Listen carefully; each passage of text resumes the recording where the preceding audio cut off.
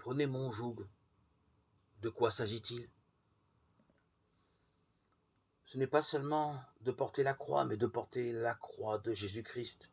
Ce n'est pas seulement de la porter seule et sans guide, mais de la porter après Jésus-Christ et avec Jésus-Christ. Ce n'est pas seulement de la porter volontairement et de gré, mais de la porter en vue de Jésus-Christ et pour Jésus-Christ.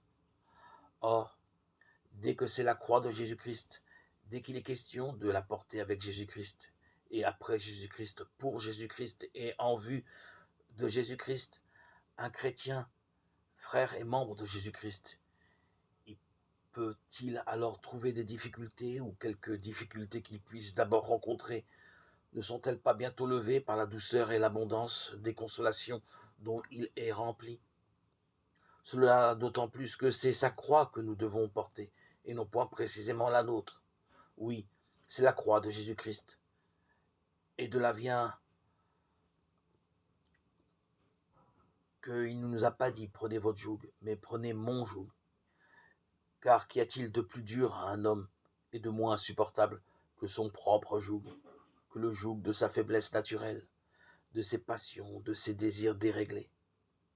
Mais non, nous dit-il, ce n'est pas votre joug que je vous impose. C'est donc en place du vôtre le mien que je vous présente. C'est ainsi que nous parle notre adorable Sauveur.